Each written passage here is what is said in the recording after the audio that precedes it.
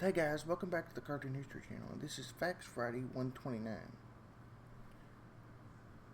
The groundbreaking shows of the Flintstones and the Smurfs.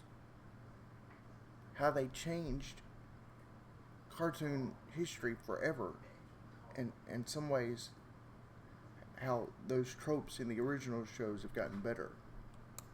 Hanna-Barbera Studios started in '57, and up until 1960, they relied on repetitive tropes and continued in a way.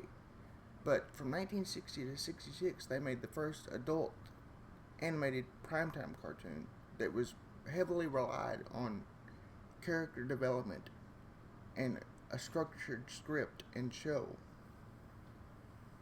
They continued that until the '80s when they had an '80s version of a very similar concept, except it was called The Smurfs.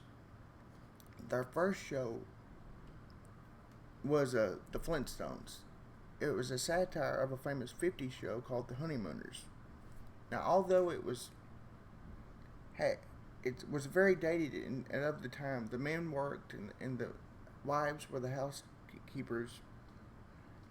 It was a satire in a basic town called Bedrock, a historical fiction version of Ice Age slash caveman type of where there were people and dinosaurs and Ice Age related animals in the same universe.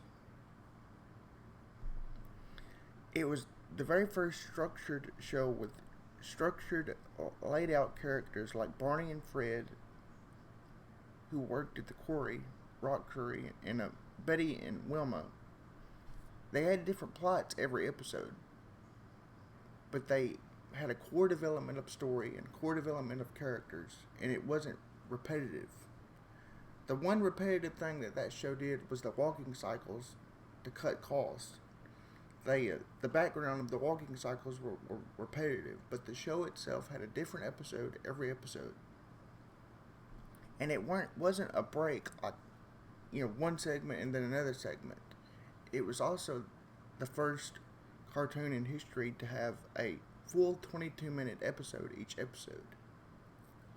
Now, it had what would later be determined a jumping the shark moment with the.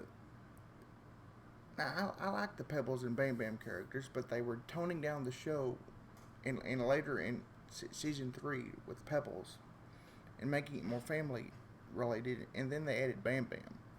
But they're jumping the shark, if you will, was the Great Kazoo, which was done through network interference with the show.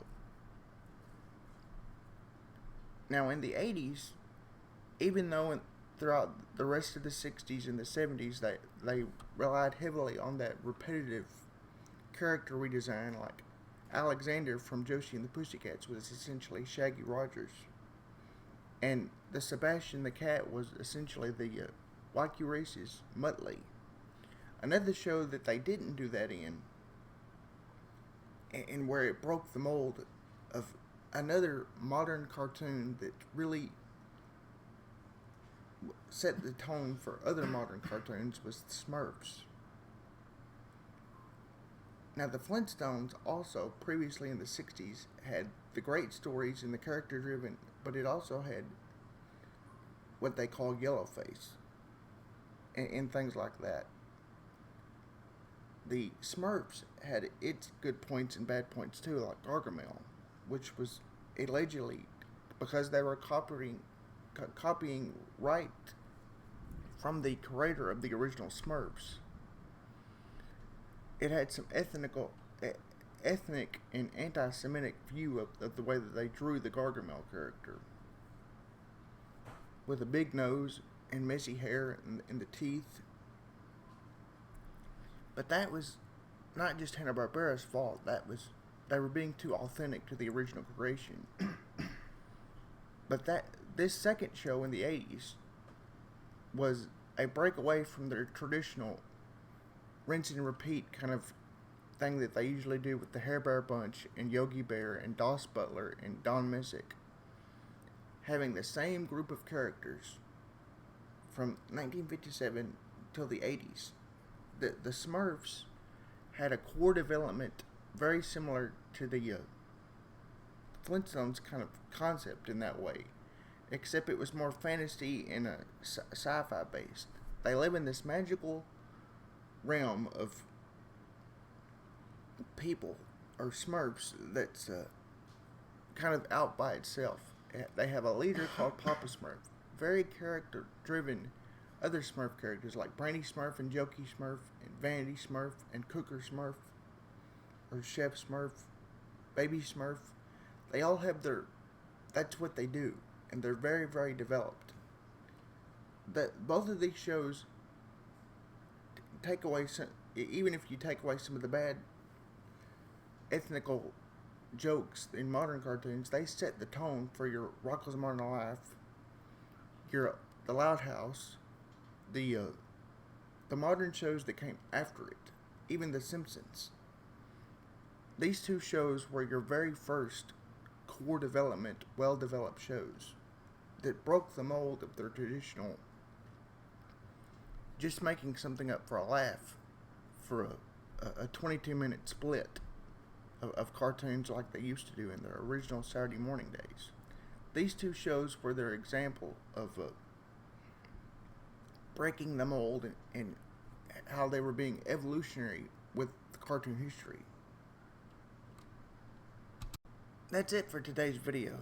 Join me next Friday for Facts Friday 1:30, and tell me in the comments what you want, and vote on the comments on what's the most popular idea, because I want to do what you want.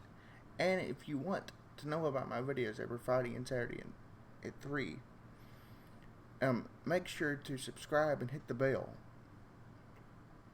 so you know about you get a notification and know about my uploads every time that I upload.